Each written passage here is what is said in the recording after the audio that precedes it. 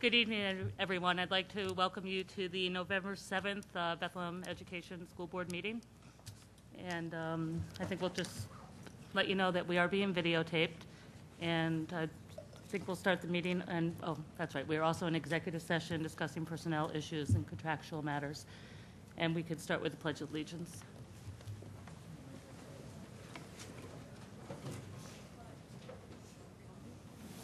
I pledge allegiance to the flag of the United States of America and to the republic for which it stands, one nation, under God, indivisible, with liberty and justice for all. Did I say we're doing videotape? Yes. Okay. We'll start with introductions. Lynn? Lynn Hart. Kate Navarro. Michael Cooper. Jody Monroe. Tom Douglas. Diane Stever? Oh, Matt Downey. I'm sorry. Laura Bierman. Charmaine Bridgesinger. Judy Kehoe. Yeah. Okay, and I'd like to welcome our participation in government students. Is this the last chance you can do it this quarter? Is that why there's so many? So I think we'll extend the meeting to like 9:30 tonight. No, just kidding. But there are a couple seats up in front for those who don't want to stand up. Okay. Okay, we'll go to item F. Is there a visitor want to say anything on an agenda item? Okay.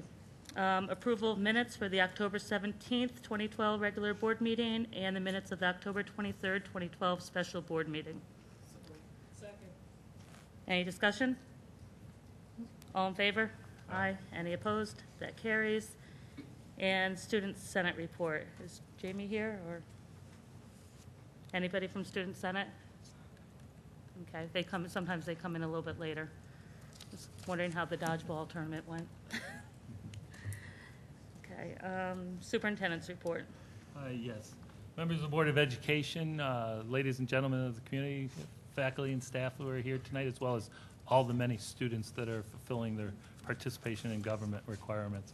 I can mention about the dodgeball tournament. I was walking down the hall in the D wing and could hear from the A gym the ruckus that was going on, not knowing what it was. But the students were certainly engaged and packed into the gym on one side as balls were flying all over the place and a thundering pops were heard as the students really actively competed as well as were supported by their peers. I've been trying to pay attention to it throughout, and everybody has indicated such a sort of strong fervor and support of the activity to the point that even some of the faculty, administration, and parents would like to join in sometimes, but we have to look at that a little differently at points. In addition, I'd like to take this time to commend all of our fall athletes and their programs as they've completed many of their seasons with many teams competing for division championships as well as sectional titles. We have a few teams that will be moving on at this point in the state level competition, but also for those students that just openly participated and gave it their all. That's truly what the emphasis of participation in athletics as well as participation in any extracurricular or academic related activity here at Bethlehem Central is all about. So we want to thank you for all of the hard work that you put in and day out for each part of our academic educational setting. Additionally, it was nice that we mentioned at the last Board of Education meeting initiative for dignity for all students here at the high school. That activity was held on Saturday evening with a very good turnout and participation by many community members as well as students, and the activities actually have been a discussion with the Student Senate as well as throughout the building, and really brought light to some of our cultural and gender awareness issues here at the school and also throughout the region and the state. I'd like to thank Scott Landry, the principal of the high school, as well as the Student Senate for helping to coordinate that and also opening up to the middle school and the community the way that they did by peers, recognizing peers for their attendance and the opportunity to attend. Throughout many initiatives here at Bethlehem Central, the midterms are fast coming as we head into the holiday season, and also the weather is also potentially fast coming for tomorrow. We'd remind everyone that as we've shifted to our transportation setting for the 2012-2013 school year to please be aware to dress appropriately, walk to the bus stops as safely as you can, and also wear the appropriate footwear as the weather changes. I think that will help out the transportation department, as well as many who may have some concerns with the new changes. Additionally, ladies and gentlemen, I'd like to make the community aware that as we start to approach budget season, one of the things that the Board of Education as well as the district is trying to do is become actively involved in what happens to our schools, not only here in Bethlehem, but also across the state. And there will be information coming out in regards to an evening activity in the capital region at the end of January to help engage not only our community but the 47 other school district community to assist the state legislature in understanding the impacts of the last several years on education, as well as the upcoming budget. So we hope that as you hear more and we distribute some more, you become active proponents with the school district in assisting the state to understand our plight for your education system and the community's long-standing future of excellence. So I had the pleasure of also attending the New York State School Board's annual conference in Rochester with, I think, 5 of the school board members, but I'll defer that to their reports in the board report. And we look forward as we discuss more about the potentials of any type of bond referendum in the coming month as we head into the winter months and also drawing to the close the first quarter of our schools here. So thank you very much. Thank you. And Board of Education report. Mike? Thanks, Diane. This morning, several of us were able to attend the Middle School Character Award Breakfast, which is always a wonderful event. It honors kids who, in small and larger ways, go out of their way to make the middle school a better place, and they get a certificate and have the honor of shaking hands with the superintendent and the board members. But it's a great event. It's held several times a year, and I commend all the students who got awards this morning, and thanks to Mike Klugman and his staff for putting it together. And as Tom mentioned, a number of us were at the NYSBA conference week before last. It was a great event. I thank Lynn and the NYSBA board for putting together another great conference this year. I got to go to a number of excellent workshops. One was on policy. One that was rather timely was on capital project process, and I was rather amused by the title. It was called Watching the Paint Dry.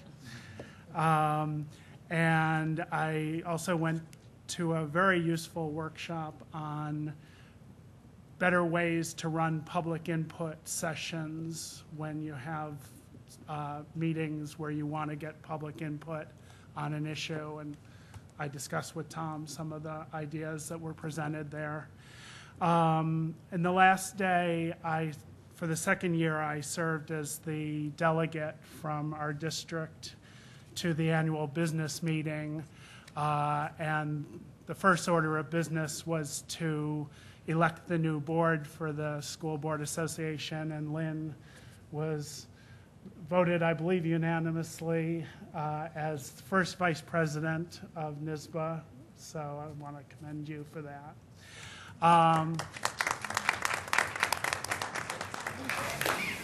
The other important business at the business meeting is to vote on resolutions for the NYSBA slate of issues for the year that they're going to work on. Generally, there are somewhere in excess of 300 delegates who attend this. However, with Sandy bearing down on the state, it was a little nerve-wracking because there were only 228, I believe, in the room at the start of the meeting. And if the number goes below 200, they have to stop the meeting. So a plead went out to the delegates to please stay as long as they could. And I was very impressed that there was a gentleman sitting 2 seats away from me from Long Island who stayed. He was facing a 6-hour ride home, and who knows what happened to his home when the storm came in, but I was very impressed that he showed that dedication to stay for the entire process. We have a few slides up here that just have very simplified explanations of all the resolutions that were approved this year. We just thought we should share that with the community to show what kind of issues NYSBA is going to be pushing the legislature and other elected officials to try to improve education for students in the coming year.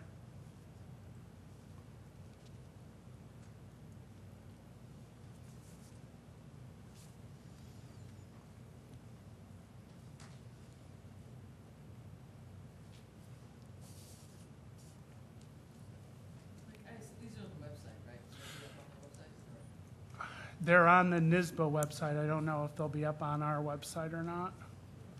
I'm sure we can do something, because that meets one of our legislative agenda goals, is to be active participants, and these are some of the things that the board would be looking at through your representation of the board. And as Mike said, this has become part of the advocacy program that NYSBA will carry forth to the legislature and state ed probably also. Obviously in different words, but it'll be the basis of the program. Anything else, Mike, or? No? Nice job. Thank you. Yes, you did very nice. I don't know if you want to, Yeah, I went to the NYSBA conference. It was the first time for me. I was very impressed. I went to a number of sessions, though Mike and I actually both attended the public meetings one. And what I should tell the community was that the kind of successful program that was shared as a template was actually very similar to the way we ran the first 2 forums. So that was nice to know that. And they actually had a critique on how to not do things with open mics, but we learned quite a bit. I went to a session on superintendent evaluations and would like to share with the board more as we move forward with Dr. Douglas as he goes through his different evaluations. I went to a session on bullying, the bully, and the bystander, which is excellent. A couple of sessions I went to didn't necessarily fit the demographics of Bethlehem, but it was interesting to interact with other school boards. And as we discussed the bond, I did go to one on maintaining safe athletic fields, and I was very impressed with, and learned a lot about grass. And I know I forwarded some resources to the board on how to measure the safety of athletic fields and how to keep athletes safe. It was given by a faculty member of Cornell Extension. Outside of the conference, I attended the Peace Rock Assembly at Eagle on Friday.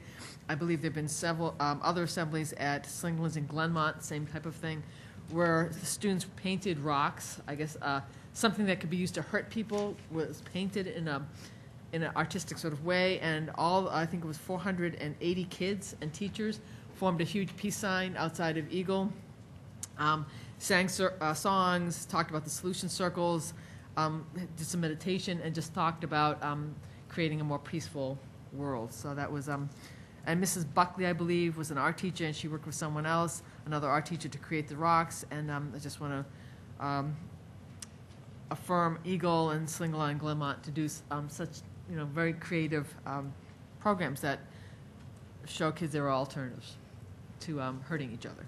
So that's it. anyone else? Lynn? No, man. Oh, Okay, well, yeah, Lynn must want to end it up, but, yeah, I also got an opportunity to go to the school board conference and attended several sessions, and one of them was with the Commissioner of Education, Dr. King.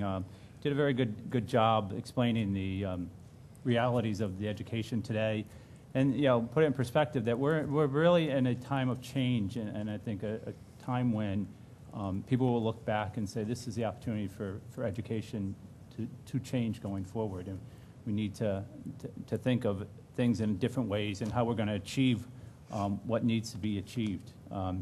I attended another session that dealt with the Common Core standards and how districts can use that, the testing data that they receive, especially in terms of when we're developing our budget. So I know we do get reports from Judy Monroe on all that information, but I think it will be important at the time of budget that we look at that data and see where we need to possibly put our resources and whatnot, so. Lynn? Oh, you were there, too. Okay, well, I also went to the school board conference too, and one of the things that I know that it came up, I think last year at one of our board meetings for a school budget vote with people wanting to be able to go to different schools and not just have it all at one location. So I think it's Bold Systems, I have all the information that I'll drop off, but they kind of set it up all electronically where you can do that and they tally things, and it's just kind of a different way of voting if we ever wanted to look into that, because I know some community members have stated that.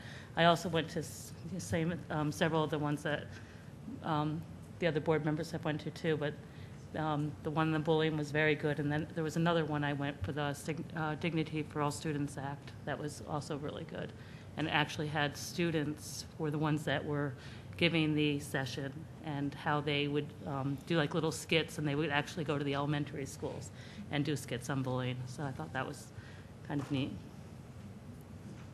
And it's also not just a conference, but it was also called an Education Expo. So there were a lot of displays by students and student participation of different things they do in their school districts, or if they were part of a BOCES program. One had built a car. I mean, that was a racing car. I was kind of impressed with that. And then there was also student artwork. We had a couple of students' artwork represented there also in a hall of artware. There were also some very good speakers. Erin Gruwell was, she spoke on becoming a catalyst for change and working with students that nobody really wanted to work with and having a lot of success with them and sharing that enthusiasm. The students may know, because I'm sure many of them saw the movie, The Freedom Writers, so. She wrote the Freedom Writers Diary. You familiar with that? Which turned into Yeah, a she movie. was really good. She was really good. Overall, I think you guys described it very well. It was a good conference. Unfortunately, that cloud of Sandy was hanging over everybody's head, but I think everybody did make it home. It's just a lot of those that did arrive home still don't have power downstate. We also had attended a pre-convention law conference on, actually we were all there, including Dr. Douglas, and which was a very full, compact day of issues that are facing, whether we're talking about a sound basic education, talking about cheating scandals, with testing, interesting stories there, and state of education, on the state of education, I'm sorry,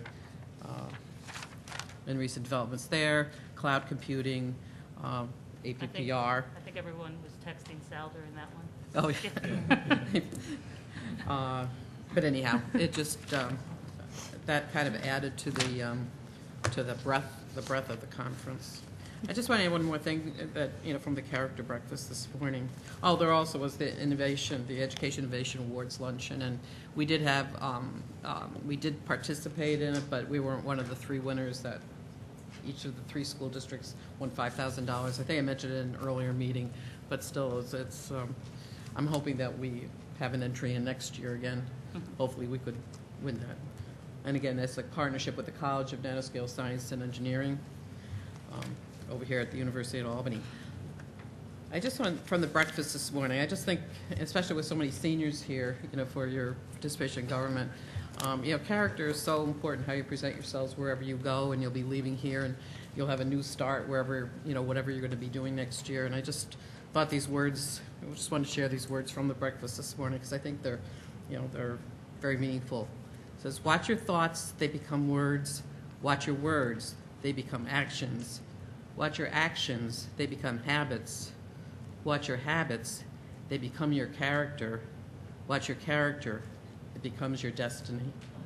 So just some words of wisdom tonight for you being here for whatever the future brings to you to think about. Okay. Did you, want to mention about that parent technology night that's coming up this week, Thursday night. I mean, it's for parents Did and it get postponed? It's tomorrow. Is it I tomorrow? don't know if it got postponed, but it's tomorrow. Tomorrow night at It's here, it's, yeah. I think it's here at the, 6 and 7. Well, actually, There's we'll two ask sections. Al. Sal must know.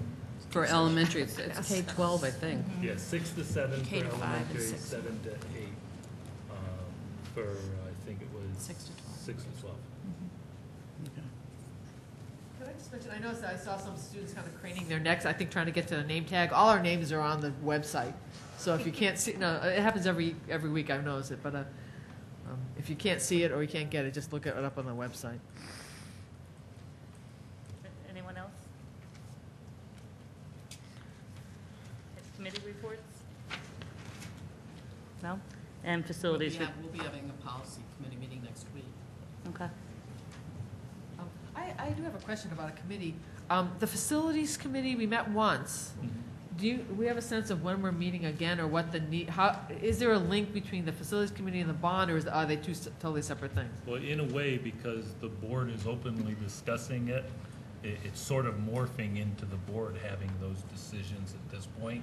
I think the board can charge the facility to do some of the legwork at this point, which would be those committee members that were on there for the selection criteria for the architecture, as well as Mr. Nolte, Judy, and myself. Thank you. Okay, and then facilities report, did we want to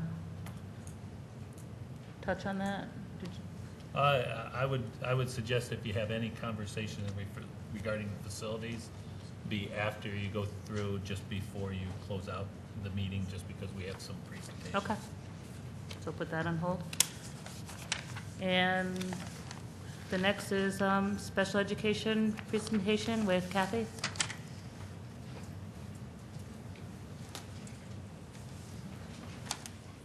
Oh, I can just use that. Okay. Members of the board, Dr. Douglas, Ms. Monroe, and Ms. Kehoe, as well as members of the audience.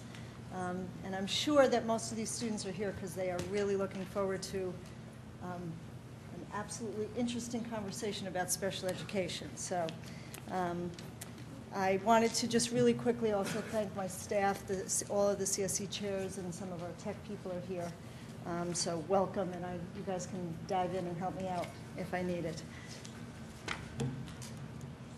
Tonight I wanted to just, the board's been asking questions over the course of the last year, so what I wanted to be able to do tonight is to discuss special ed's mission statement, discuss our continuum of services at all three of our levels, talk a little bit about our partnership that we have with the BC Collaboration, our partnership with our technology partners that we have now named Future Ready Kids, and give you some updated information on current facts on our department, and also discuss a little bit about the challenges that we faced given some of the budget cuts. So our mission statement is very much in line with the district's mission statement. Bethlehem Central Special Education and Student Services Department believes that all students with special needs should have access to the general ed curriculum to the fullest extent possible. We provide a full continuum of services, allowing students the opportunity to successfully grow and learn alongside their peers in the general education setting. Our goal is to assist students in understanding their unique learning styles, their strengths, and their differences. We then teach them to use strategies and modifications that will allow them to reach their full potential.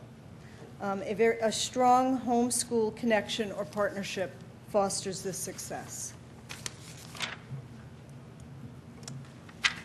What I've tried to do is outline our continuum of services at all three levels. In order to understand how we are setting up our services here at Bethlehem, it's important to know that we are committed to providing all students, including students with disabilities, a free and appropriate education in the least restrictive environment. The New York State Common Core Learning Standards apply to all students, regardless of their background, capabilities, developmental learning differences, their interests, and their ambitions. All students have the opportunity to meet the standards. To provide an appropriate education for students with disabilities, a variety of programs and supports are essential in order to meet individual student needs. The district is committed to providing the continuum of services and programs that enable access to the general ed curriculum with age-appropriate peers for all students. We provide a wide variety of special education programs and services based on individual learning needs of students. All programs and services developed by the district are based on peer-reviewed research, learner characteristics of our students, and are reflective of research-based practices. Staff develop and improve these programs over the course of a continuous improvement process with input from families and researchers. So what I want to do quickly is explain this continuum. I started at the elementary level. As you can see over on the left, everything we talk about in special education has to do with full continuum of services.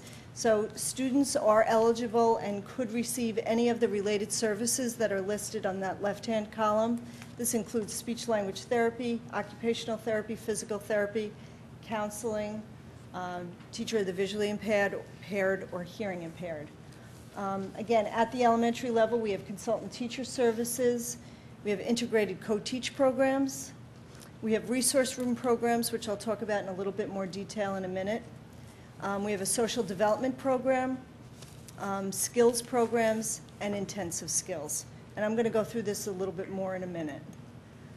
At the middle school, those related services still exist. What we find is that students often need related services much more intensely at the elementary level and begin needing less of that as they move on to the middle school. But all of them are available if needed. Again, we have consultant teacher services, integrated co-teach services, our resource room programs. Here at Bethlehem, I talked about how we try to set up services based on students' individual learning characteristics. So we have resource rooms that have different names to them. We have a learner support resource room where students would get services there if they have reading, writing, or math goals. We have an organization writing resource room for students who have needs in the area of specifically of writing or organization in general. We have reading language resource rooms and social communication. Again, looking at the middle school, I wanted to let folks know we've been looking long and hard at our integrated co-teach program at the middle school. We've been doing quite a bit of research, and at some point when that's all done, we'll be reporting that out to the board as well, what some of our findings are there. We do have a social development program at the middle school, a skills program, and an intensive skills program.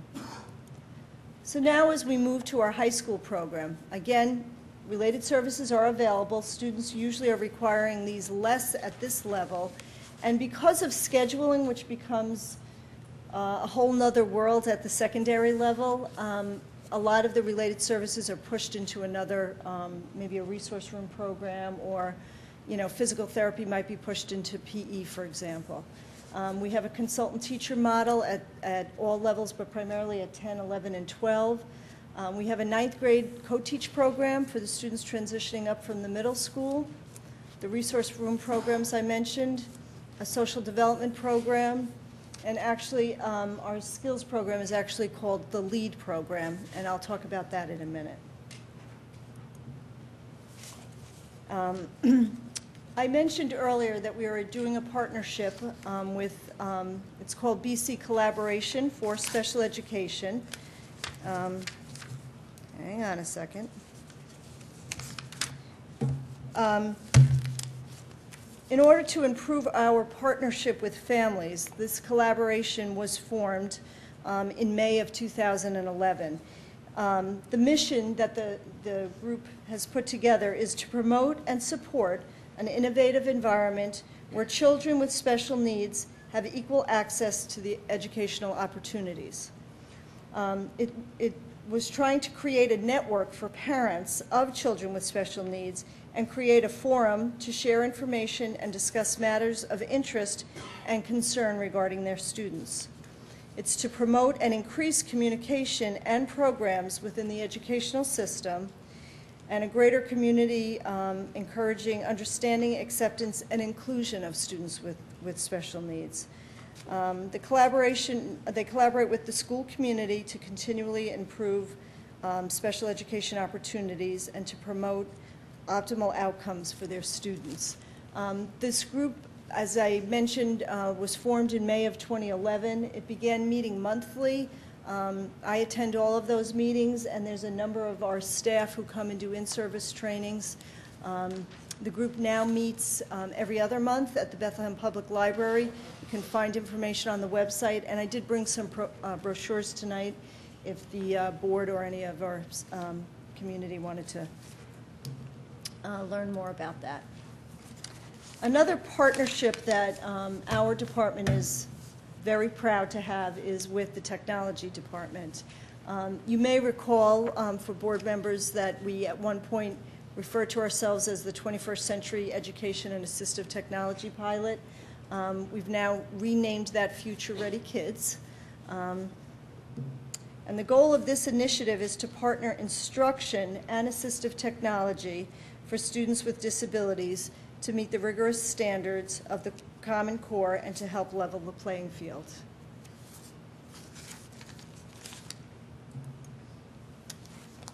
Continuing in this partnership, what we really have been trying to do, we continue to fully integrate and utilize technology in the learning process to better accommodate students of varying styles and strengths.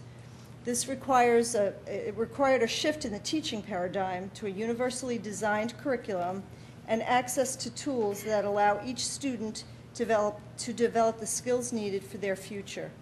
This transformation requires an embedded professional development component that ultimately increases the capacity of the district to provide in-district training and support to all teachers. It's really a constant influx of new and improved tools to meet student needs. And I'd really like to take a second to thank a number of people in this partnership. Sal has been invaluable, I think, for the special ed department, but also for the district in general. But for us in special ed, we've been so fortunate to have Eileen Pasquini, who's here tonight, who is everywhere in this district helping students with their technology needs and constantly doing professional development. So it's helped us grow the amount that we've been able to.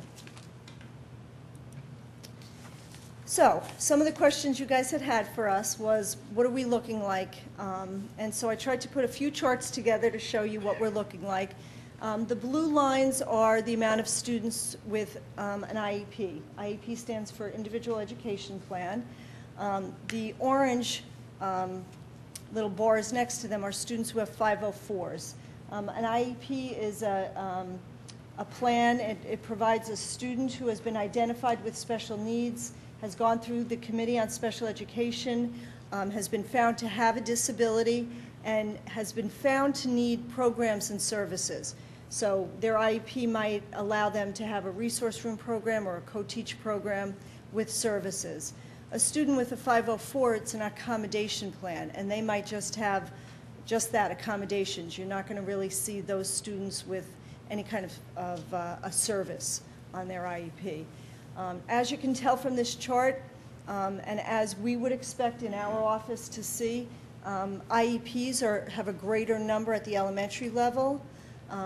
We really begin by providing students with supports before they get to special ed, and then they might be identified in second or third grade.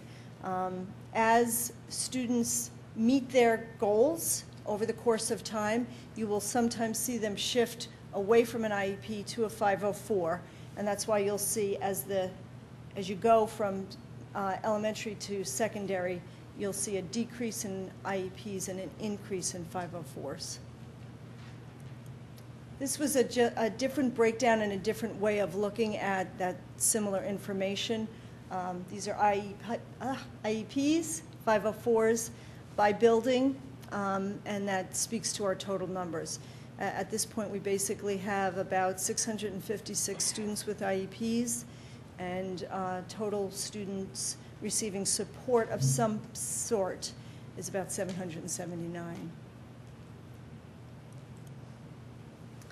So going into that overview a little bit more, and again, trying to make sure I've answered some of the questions that have come before me. What do we have at the elementary level? I showed you the continuum of services before.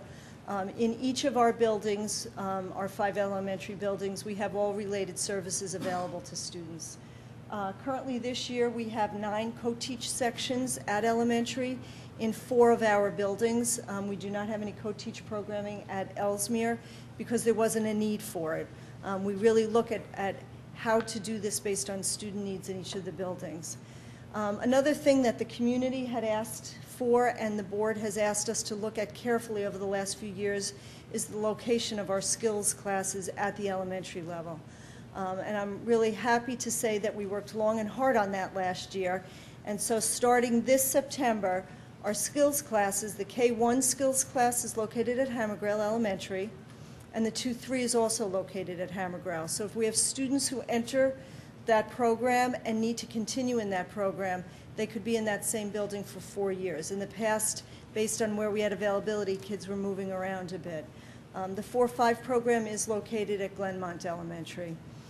We have a social development program at our elementary level at Eagle Elementary this year. And our intensive skills program, both the primary and the intermediate, are located at Ellesmere. We did some work on that building, and it's been terrific that they've been able to be there in a very active part of that school. At the middle school, again, the related services are there and available to any students. We have currently this year 5 sections of co-teach. We have 2 at the 6th grade level, 2 at the 7th grade level, and 1 at the 8th grade level. And I just want to say again, I mentioned that a minute ago, we've been doing some research on co-teach. It gets a little tricky with scheduling and trying to fit everything into a middle school schedule. And so a number of us are looking at how we can improve and learn more about that program. The resource rooms are available at the middle school, any of the types that I mentioned earlier. We have a social development program there. And at the middle school, we continue to have a skills and an intensive skills program. At our high school, again, the related services are there and available. We tend to do much more joint service, so speech might be pushed into a resource room or pushed into an academic class. We have consultant teacher services, the resource room programs, social development program, co-teach grade 9, and the LEAD program, which I'll talk about in a minute. So the budget. Last year, as you know, there was significant changes for all of us at Bethlehem, but in special education, we had a significant change in how we were doing things, and we did a lot of consolidation of services and programs and reduced quite a few aids to students with disabilities.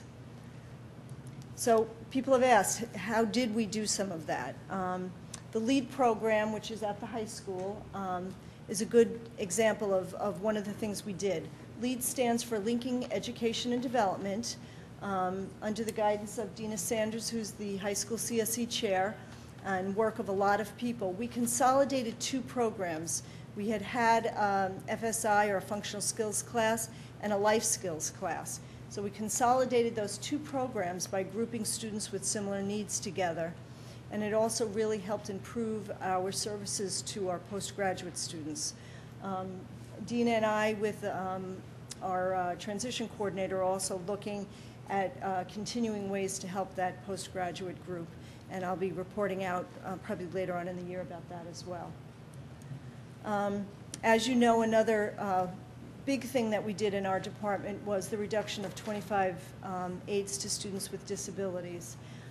And I wanted to just note that we're down by 30 aids from 2010. We really did, a big part of that occurred at the elementary levels by consolidating. So we did not, I want people to know we are providing every service that's on a student's IEP.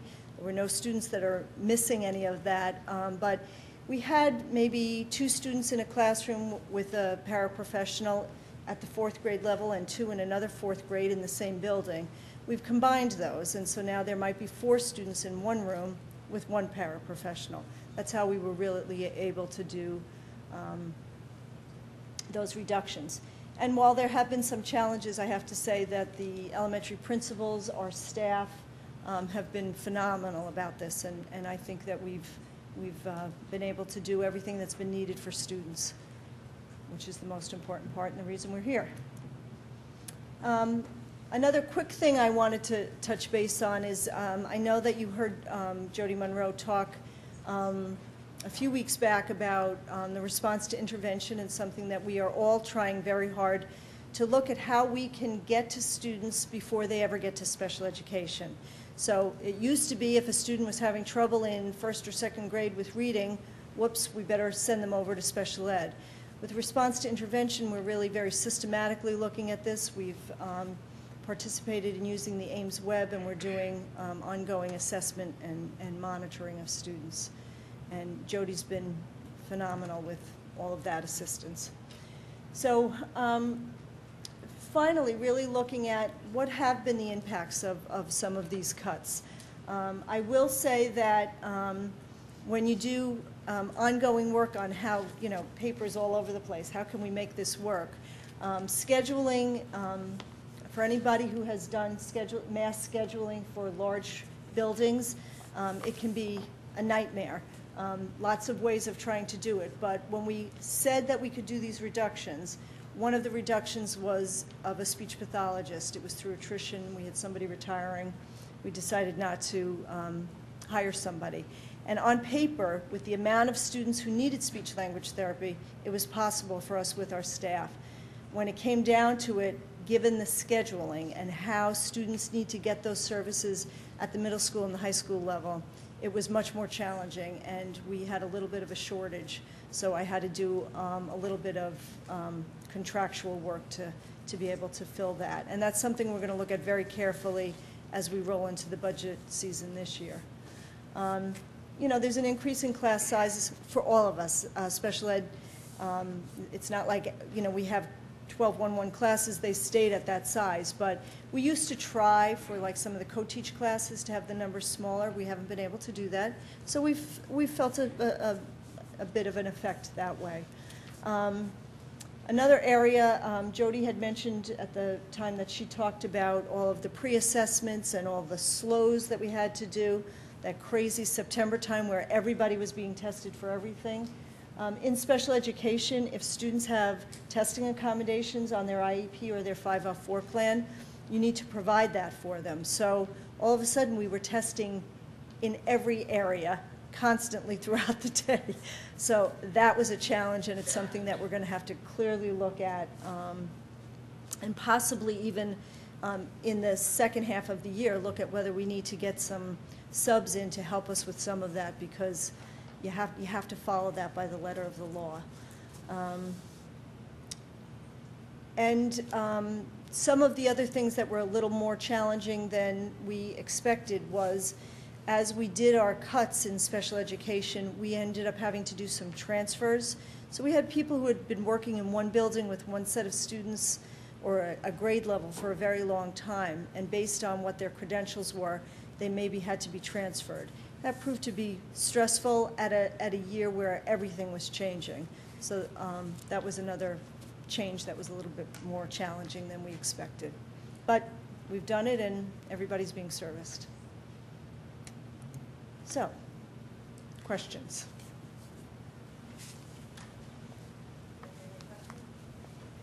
Just, maybe a clarification for the audience. And one of the slides you mentioned about postgraduate, work with postgraduates, and I'm not sure maybe everybody realizes that, beyond high school, some students with IEPs. So students with severe disabilities can stay and receive programming until the age of 21.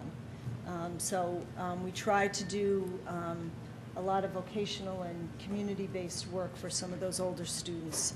And one of the things, Lynn, that we're looking at currently, Dina and our transition coordinator, is doing possibly a program, as some other districts have done, at a college-based site. So that's what I meant, really, those 18 to 21-year-olds. Anyone else? Thank you, Kathy. Very nice presentation. Very comprehensive. And thank you for all the hard work you and your staff do. Megan, did you, for Student Senate report?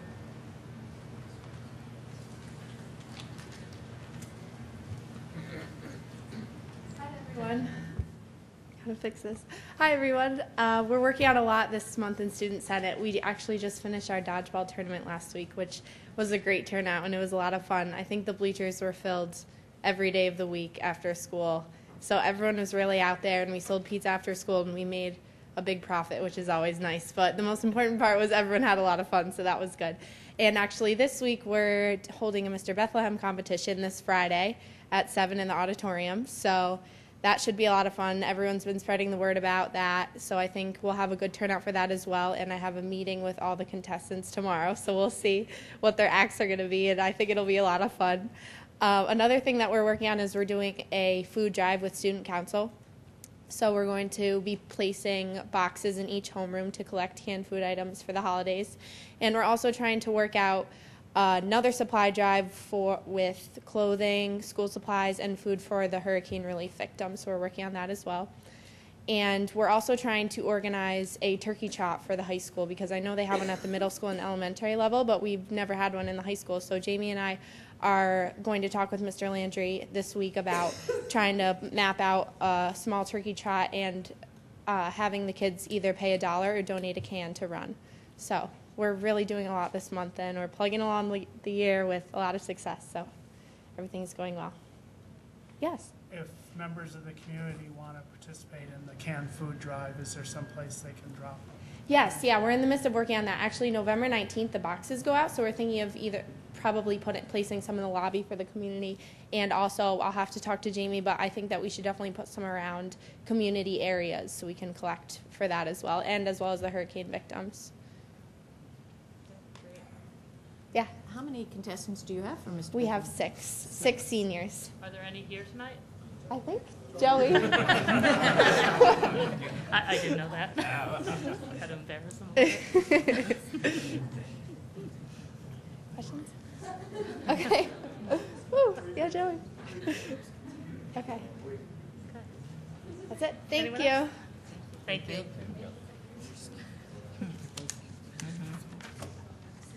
Okay. Okay, finance. It is recommended that the Board of Education approve the following finance actions items A through E. Is there a motion? So moved. Any discussion? I just noticed that one of them is the booster donation for coaches. I just know that every time this comes up, I raise a concern or question. I know someone's smiling at me here. That I would like, I think the policy committee is looking into that, but the whole use of funds for positions is something that continues to concern me. Okay. Anyone else? All in favor? Aye. Aye. Any opposed? That carries. Oh, actually, I did have one. Oh, go ahead. With the donation towards the middle school TV studio, the person's from New Jersey. Is that a grandparent, or, you know, who is that person that made the donation?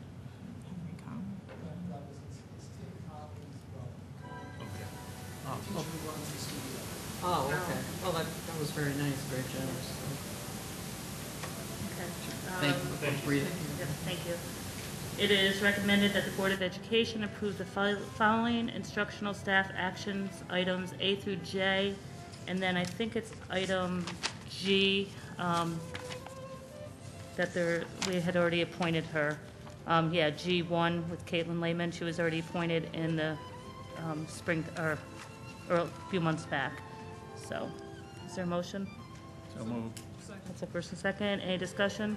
I have a question about age. There's one that's listed as a volunteer, which I know a lot of the sports do have volunteers who help, but I didn't think we usually approved them, do we? Yeah. They each come through? You're Okay. required to approve that at this point. because they still have to go through some of the certifications Yes. and stuff. Yeah, it happens a lot with football coaches. Okay, thank you. Okay. Anybody else? All in favor? Aye. Any opposed? That carries. And then support personnel, it is recommended that the Board of Education approve the following support staff action items A through, and it's going to be A through X because we are removing D. I'm sorry, which one is being removed? D. So then if we change all the letters, it goes to X. So moved. Okay. Second. Any discussion? Just, a number of them were from transportation, and you were explaining why the small increases, the number of them. Yeah, the changes in the transportation schedules were reflecting the final settling out of the routes, as we had discussed at the presentation at the last meeting. So these changes in their hours true up their schedules with what's actually required to deliver the students on time to school and back home again. Anyone else? All in favor? Aye. Any opposed? That carries. And let's see, it is recommended that the Board of Education approve the following correspondence action item A through D. Is there a motion? So moved. Second. Any discussion? I'd like to meet with Mrs. Johnson, just, I read through the district special education plan, and I have some small recommendations, on just in terms of, wording and capitalization, but also, there's a section, for example, where they talk about the department being sensitive to, beliefs based on ethnicity, and I would suggest, for example, adding religious and spiritual practice, et cetera. So how do we handle that? Should this be a draft or? Well, you're talking about just adding the language of the, sort of like the DASA language to that section. Right, and then just some suggestions on capitalization and, in terms of the. Yeah, the proofing can be authorized, that's no Okay, problem. okay. But Kathy, as long as you're okay to, yeah. Yeah, we can make Slight changes that are not minor policy. edit right? and corrections Okay. to it. Great. Anything else? I just have a question on, yeah, but still, I just want to make sure with that fireworks for the Wednesday before the turkey, our town turkey trot, that, it just seems like it's a very woodsy area now. Granted, if we have snow or rain, it's not gonna, everything's gonna be kind of wet, but our attorneys have approved everything. We're Yeah. all, I just want to make sure that we're protected. This was one of those things that came out of nowhere at us a couple weeks ago, but we have received approvals from the town and also verified them through Ms. Monroe. Mr. Nolte has also contacted and checked to make sure that it's approved by state ed, as long as it meets certain requirements, which Mr. Nolte has already stated they've met those requirements, as well as we've put it through legal review. Although there is always a liability on school property, this would meet the requirements for a facility use issue, and all appropriate precautions as well as the insurance bonding by the group asking for this permission have been met. Okay. Anyone else? If I may add, item C I was going to is do that after we architect. approve them. Well, just before there's approval, one of the things is, as you notice, that, so that the board understands, as well as the community, every year, there are certain projects that have to have state ed authorization and also collaboration with the district's architect. Just like we have a district doctor, we have a district lawyer. The district requires a process of a request for proposal to go through to comply with new auditing requirements as well, and the district has currently completed that, and that's what brings forth the resolution for letter C this evening. This obviously also comes in conjunction with when the board, as well as the community, has been discussing any potential bond referendums or facility projects for the future. The appointment tonight has nothing to do with those type of projects. However, one of the issues that the board has brought to light, as well as the community, from some of our discussions, is we need accurate numbers. In order to do that, we would normally turn to the district's architect. At this point, we are changing architects and have gone through a completed process by the Board of Education as well as the Facilities Committee with the recommendation that is before the board tonight, so that we always have a source to work with the State Education Department. And if the district considers any future projects, we have guidance from the professional services that we would be required to consult in conjunction with state education. So this would be a normal procedure, although it does come at a time when the board is also having other discussions. Okay. All in favor? Aye. Any opposed? That carries. And then I just also want to introduce that Dan Tucraft is here tonight from Ashley McGraw, so welcome. I don't know if you want to say a few words. You want to say anything? No? Okay.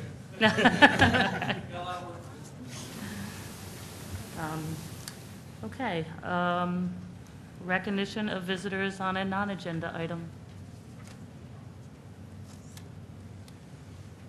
Oh, Kathy, just state your name for the camera, please. I'm one of the school nurses, and I just wanted to piggyback onto the student senate report.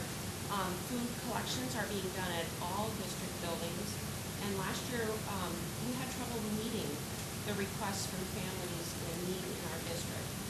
We've done a lot of collections that we send afar, but we're having trouble meeting our needs in our own community. So I hope people will participate. Great, thank you. Kathy, can I ask, so the ones that are collected in the schools then are all being used locally, or? Absolutely. They get collected in the schools, and then the nurses distribute them to families. Okay, so there'll be boxes in all of the schools, town hall and other places too, or is it primarily just the schools?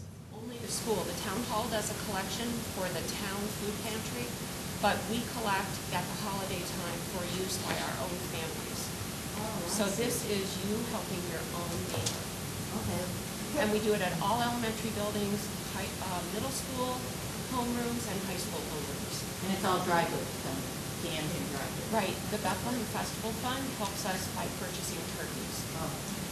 Is that a change from the past? Because I know when my kids were at Ellesmere, I think each school was assigned a certain food, like fruit cups, and then it all went to the Equinox dinner.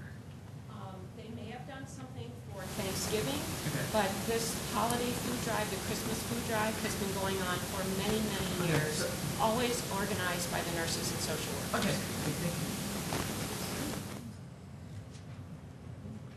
Anyone else? Okay. And then I think we wanted to go back to any facilities discussion. One of the things we wanted to do as we began going through this process with the openness to the community, as well as the discussions that have taken place over roughly September and October, we're moving into November, that we've had a tremendous amount of public comment, as well as input, as well as board discussion over the past 2 full months, that the time is starting to shift to discussion towards the board level as you've gathered information points. We have the survey that's been conducted and being revised. We will put out the full responses to the surveys probably around the 28th, but to assist the community also, we'll put the full response, but we'll try to boil down some of the main comments so that it's not about 89 to 90 pages of reading, so that individuals can try to glance what the tenor and demeanor of the discussions or comments were as best as we can. And I'm sure the communication department is going to be shooting for the November 28th date as well for the board to have that, as well as the community. In regards to the process moving forward at this point, one of the things I know the board wishes to address is getting the actual numbers. With the numbers sort of comes some questions that will end up eventually having to be answered. And there's roughly 4 of those questions. And these are questions that sort of go into the future process if we continue on with the process, as well as when they have to be answered. There's no set dynamic for that, but one sort of begets another question, and one also ends up as some of the final questions. But these 4 questions, and if you'll just bear with me, is will the Board of Education consider putting forward a bond referendum of any type to the Bethlehem Central community so that they may consider in the future?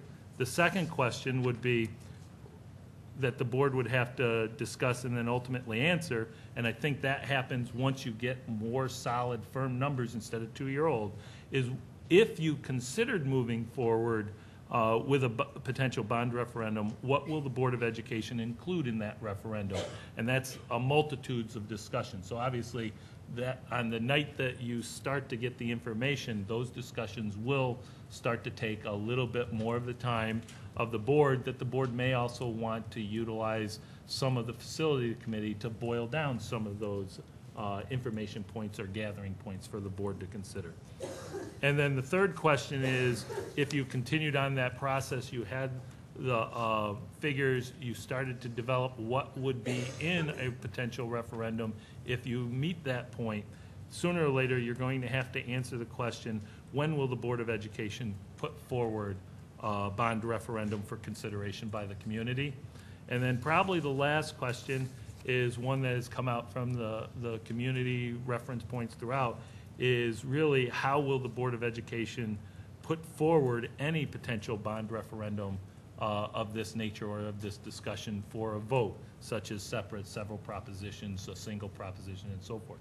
Those are questions that no matter what, when you engage in the discussions that we have been engaging in over the past couple of months, that sooner or later will have to be measured, and the board will end up taking that leadership role, because what happens is the process of gathering information now starts to take direction and then gathering of information to the point that it either ends the process or moves forward in the process.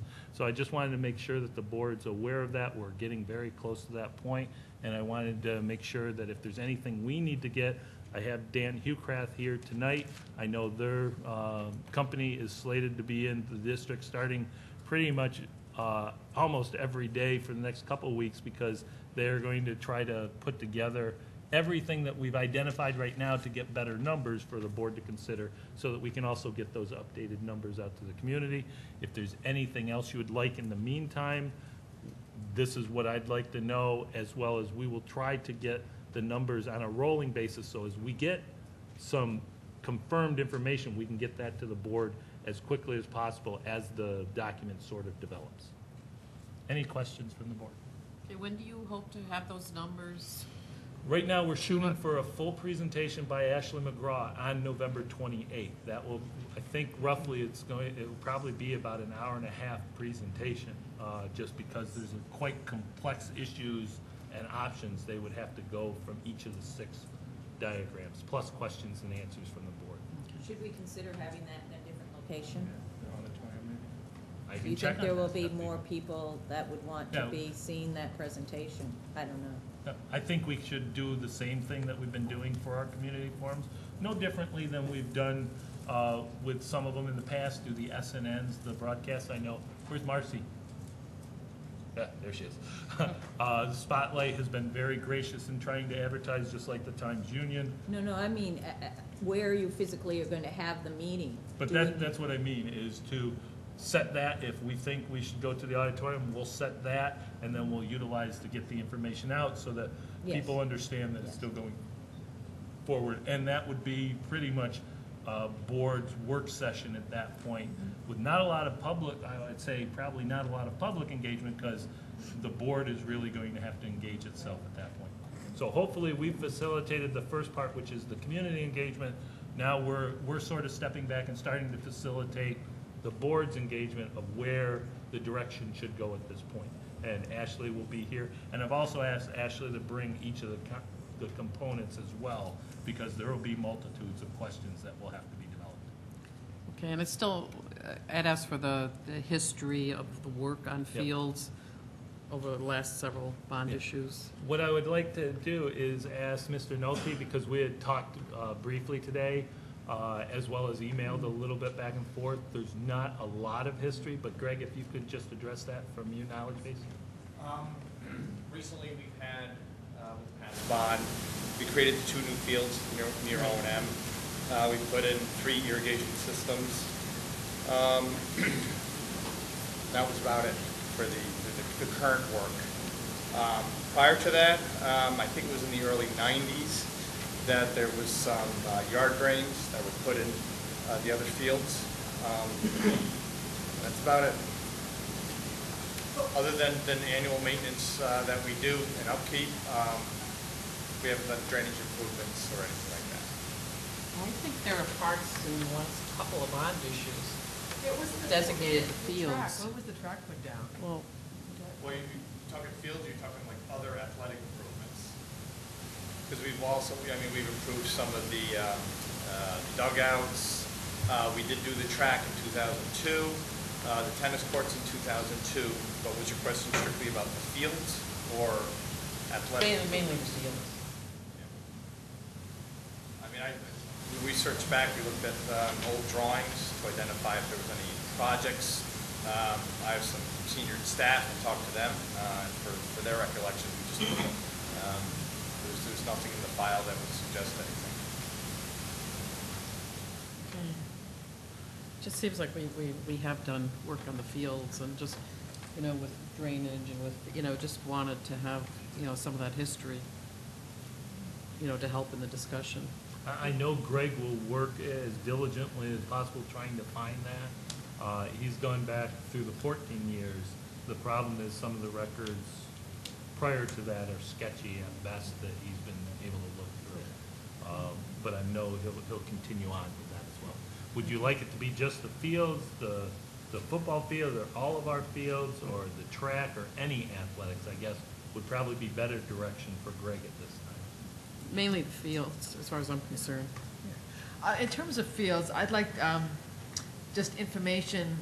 So I'm taking your question as what would the board like to know, or individual boards, between now and the next meeting? Choose this time. I'd like to find out more about field drainage issues at Eagle, since when I was at the rock ceremony, there was a huge puddle of water that apparently is standing there. The principal mentions that. So possibly a drainage issue at Eagle.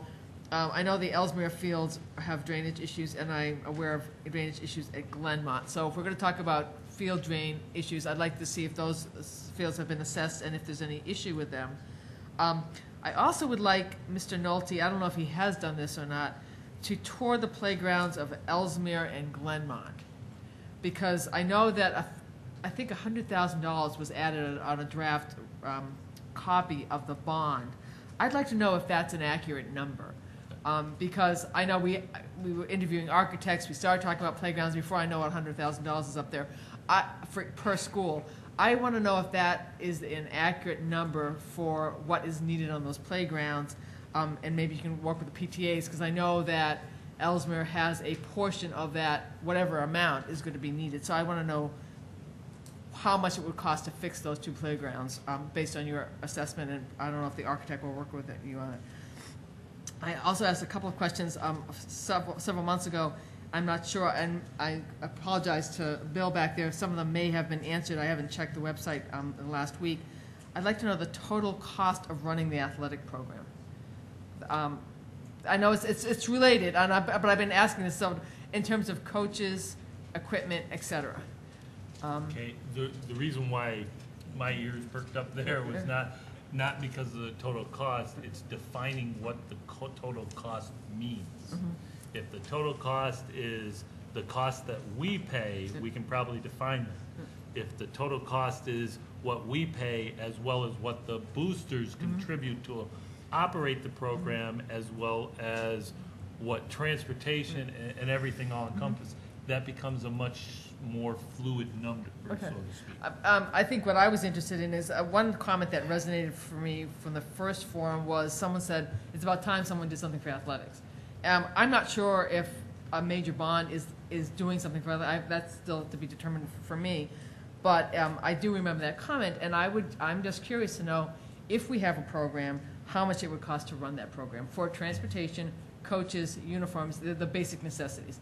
So I'm not sure if that... Preferably, from what I hear, the whole program if there was no support from anyone else. Because one of my thoughts is I know that the PTAs when they've wanted playgrounds, or when the music department wanted a piano, the Booster Club went out and got the funds for those.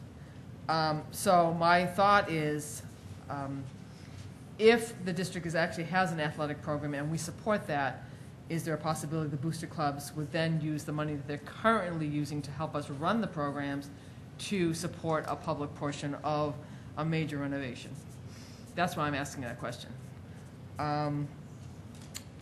My question about the field quality, because I went to this session that was delivered by a Cornell professor, talked a lot about measuring field quality and dense turf quality. And my question for Mr. Nolte, and I'm not sure he can answer that tonight, is, but I've asked this in several different ways in the past, what's wrong with the field and how do we know it's wrong, is what it boils down to. Because this fellow was talking about turf measurements and all kinds of bouncing balls, and I want to know, how do we measure a quality of a turf field, and how do we know it's broken, and can we maintain a natural turf field that is safe? So I want to, is there something wrong with the field, and how do we know it's wrong? And I'd like that very specific, it's not just sort of anecdotal information, because we can get that from either side. And the last question I have is, how many games have been moved in the last 10 years because of field conditions? No, I've been asking that since August. Maybe a couple of years. Yeah, a couple of years. Well, I don't know, but I just want to know, because people talk about moving, well, even a couple of years, but how many games have had to be Yeah, moved? because I don't know anybody that keeps record. I know, like, right now, just in my short time this year, especially at the end when we started getting into the wet season, some games have been moved because of either field playing conditions and so Yeah. forth. Not necessarily postponed, But moved, yeah. they haven't been, it's been moved because of timing, and they have to complete, especially when you get to sectional play. From what I've been told over the past year, all the games have been played, they just may not have been played here or on the students' home field when they should be being played here. But I will ask the athletic department to put together whatever historical perspective they do have over the past couple of years that they can develop. The question before that on the field density, how do you know if it's safe, how do you know? I don't know if we have the ability or capability of doing that. But I do know, and I would point the focus right at Dan, because that's why we're hiring the architects. Also, the company that they work with as a consultant is a landscape turf, natural and synthetic architect that they would probably be able to answer some of these questions.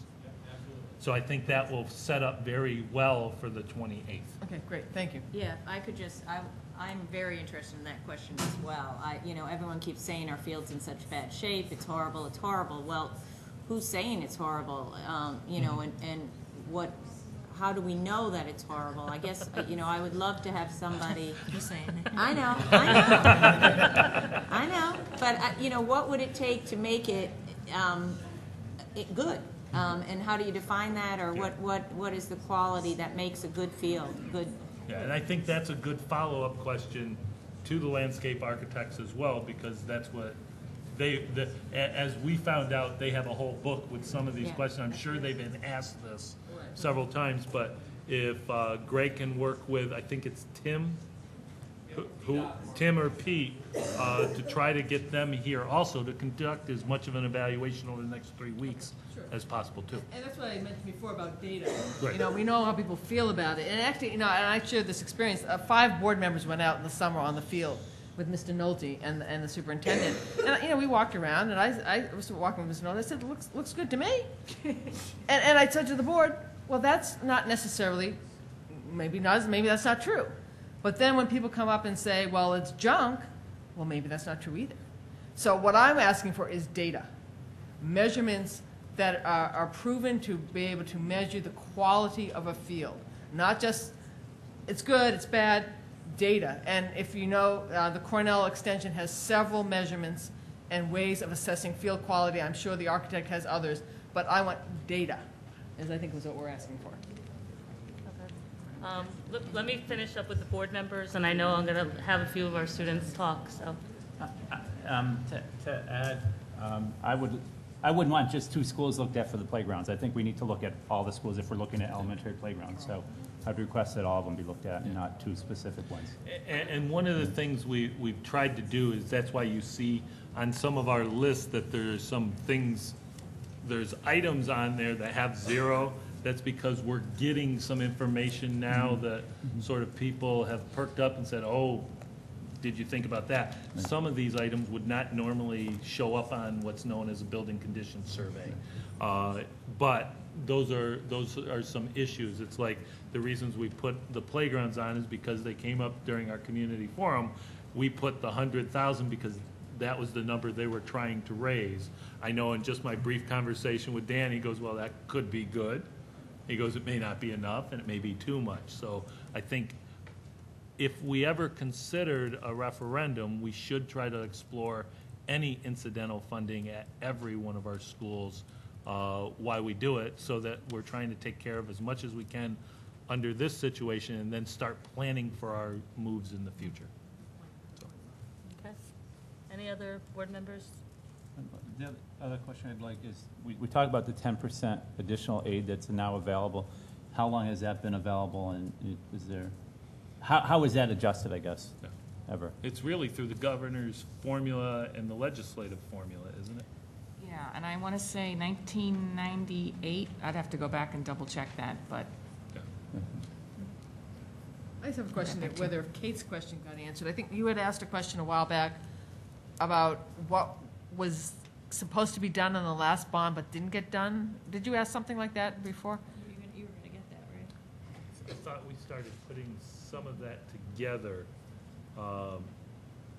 some of the items that weren't done. Bleachers were what? Greg, we had that, because I had a list I was looking at today that we were working on. We can provide a list of some things that were deferred for various reasons. I know roofing was one, I think bleachers, middle school windows was another. There was a list of about, $2.4 million, I think. no, deferred projects were $1,081,000. We can provide that list as 5 items, 5 project items.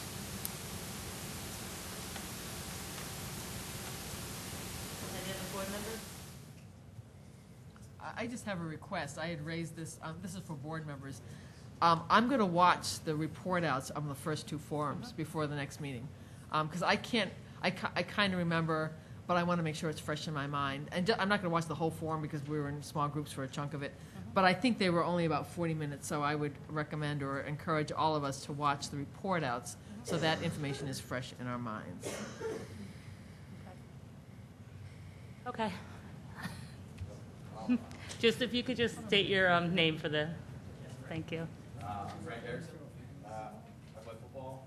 You guys were wondering, like, how many games had to get moved. I know last year there were 2 football games that got moved away from our field because it was horrible. The field hardly has a crown to it, so the water just puddles up. And last year, the referees literally refused to let us play on the field. So we had 2 games moved, and one of them was our senior night, and it pretty much ruined the atmosphere. And it's tough to play on something like that. The grass gets ripped off, and it's just mud. The Gridiron Club, they post pictures on Facebook. They literally called our game versus Boston Spa last year the Mud Bowl, because all mud, and you know, a turf field would be very useful, and you could put other sports on it too. No mud, no people getting hurt. Yeah. Thank you. Yes, right. Yes. Did you want to speak to? Yeah. I'll just add something that Time Being Reporter. Just your name for the camera. I'm RJ Diego, and I play football too. Time Being Reporter came Sorry. and walked on our field and basically said that we had one of the worst fields in the section, and that it's basically unplayable last year at one point when it was raining severely. And I mean, I feel like if it's just so muddy, kids are gonna get hurt. I mean, because your ankles just start getting caught in the mud and twisting, and kids' legs give out because there's just no traction on the ground. So So I just wanted to add to that. Anyone else?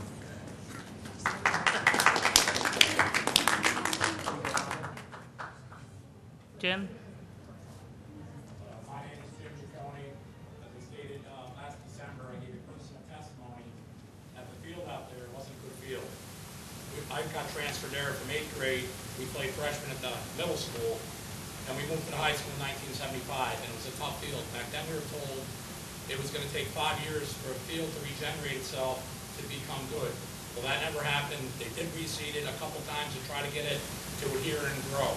It was built on a swamp, and the field was never in good shape. Later, in the late 80s, early 90s, I coached for 4 years as a volunteer in the varsity. It wasn't a good field there, and then I had 9 years of Pop Warner experience, and the field was inferior. Here you got personal testimonies. Just call up some sections, ask the officials what fields are good, and compare them to other schools and the thing. But so that's personal testimony. You got it from the past, and now you got it from the present. Next, we want to get some stats about how many games have been moved. Let's try to get a stat of how many games couldn't be played. How many times, by greater use of the community, Pop Warner's could have been denied because the field couldn't handle it.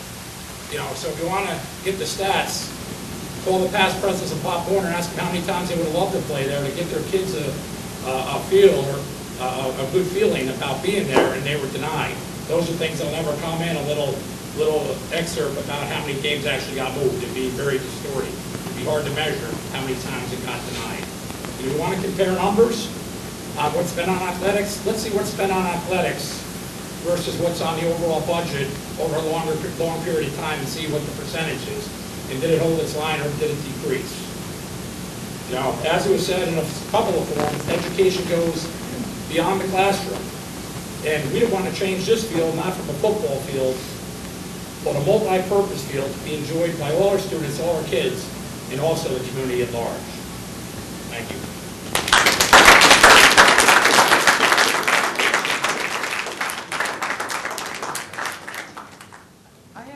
I have a request of Mike. I think the NISPA material, I'm not very technological, but you said the handouts from the sessions are available. Could you get the handouts from the Cornell session and give them to the board? Yes. Were those what we had in the email as well? No, those were publications he recommended. Okay. But his PowerPoint showed the different measurements, the different quantitative assessments, and I just don't know how to do it. So. I think that would be good to get those as well as send those to Appel Osborne, Yep. so that they see those, so that they Okay. understand what you're talking about as well as what's out there. Yeah. Great, thank you. I think we've a lot of times with arguing this stuff miss the big picture. And I think the question is, do we want athletics to be part of Bethlehem? And that's the question. And if we do, we don't go half-assed at it, we just do it right. If we don't, then we don't do it. You know, you don't hem and haw over every little detail. I talk all the time, I don't believe in education is only academics. I don't. I think sports is part of it. I think music is part of it. I think art is part of it. I think theater is part of it. I think all of it is. And I don't think character is developed in the classroom in the majority of cases. I think character is when no one's looking, when you're under duress, when you're in stressful situations, and how you handle that. Our mission is knowledge, character, value. I don't think you can have the character and value without having the athletics, the arts, the music, and all of that. The playgrounds, I think more character on the playground than you're going to see in the second grade classroom. I'm sorry. And I think we have to, as a board, make the decision is, are we going to have these programs? Are we going to strengthen them? If we're not, don't do it. If you're not going to have athletics, it's going to crush this school. There's no question about it. People talk all the time that Bethlehem is a have and have not school. You're going to destroy it in terms of that if athletics do not play a major part in this school. The kids that have the ability to go elsewhere will go elsewhere, and I'm not talking just for their education, but they will go to private teams. They will play for private teams. They will not play together as an intact group. There's huge pride in being in your school, and the pride is not what you got on the SATs. It is not what you got in math. I push my kids harder than anybody in academics. I pride myself on my education, definitely, but there's more to it than this. If we're going to put up a good program, we just have to do it. Then we have to say, okay, we're going to go for it. We're going to do it. We're going to get huge parental support. It's not legal for parents to pay for their kids to play sports in public school. There's a huge pride for you guys. A lot of you guys that play other sports could go to private teams. My son's playing baseball. He's only in 8th grade for a select team. They are already talking about when they get to play each other for their school teams, how excited they are to get to play each other. Because I'm going to be Bethlehem, you're going to be Shen, you're going to be Averill Park, you're going to be all that. There's huge pride in playing for your school. I don't believe the football field is going up just for the football players.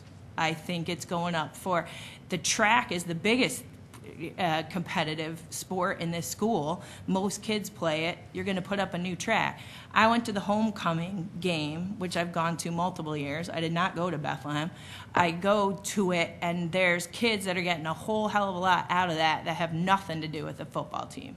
There's kids playing in the bands that are there. There's the cheerleaders. They had the Pop Warner cheerleaders out there going crazy for those girls. They had the whole section of, I think, 9-year-old Pop Warner boys sitting next to me up in the stands who think you guys are like playing in the NFL. I mean, they're cheering for you guys.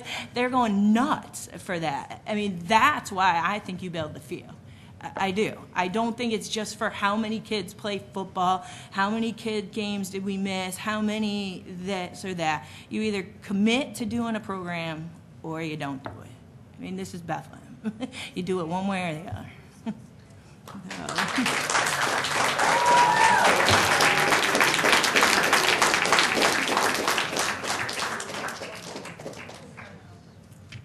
Okay. Anyone else? And I think that we'll get more into that too, Kate, but. Yeah, I think this is sort of the opening of that shift, and I appreciate your candor as well as your comments. Those questions are there. I will make sure that they're in the update so that you know these are the questions that I think Diane will have to start addressing at the next meeting and each time going forward, as well as if you answer one way to one question, it brings about another decision that might need some more information, and we'll try to make sure that we facilitate for that to go through it as best you can in the most transparent light that you can. But one of the things I would remind you is that we are going to start heading into budget season. You need to be cognizant of that we want to make sure that first and foremost our budget is one of our priorities, as well as the overall makeup of the school, its programs, and its facilities. So just to balance that as you're thinking about that, also in line with the rules and regulations that I know Judy has to worry about in regards to financing and when laws sort of put us in a better situation and when they may not put us in a better situation time-wise. And we'll try to clarify those at our next meeting too. Okay. We'll take one more comment. I'm Conrad Overser. I'm going cross-country and track. And just kind of thinking off open fields, we were also wondering, like the team is wondering what is being done, if anything, about the very poor condition of the track right now. That's part of the bond that they're looking into. Okay. That's all I need to know. Okay. And then, and I know that, well, I mean, the architect that we have in place, and what's the guy? Tim is the one who does? Yeah, Tim as well as Pete Osborne are with Appel Osborne. Right. I'm not sure whether it will be Tim or Pete because Pete has had surgery on his foot. Okay. So But most likely it will be both of them. And, I mean, I'm sure they're just as qualified as the people from the Cornell Extension, or Cornell, wherever. Do you know what I mean? I mean, they probably do the same thing that Cornell does, I would assume. Yeah, but does it hurt to have the additional? Yeah, well, just get the information, but, I mean, you guys are also the experts. Okay. And let me ask you, if we, just as a clarification question, would you like that webcasted? the next, the 28th meeting on that discussion or not. Because we'll set aside that presentation. Obviously, we want to get as many people out. We don't webcast except by television, our board meetings, but I just wanted to make sure that we try to reach as many people as possible.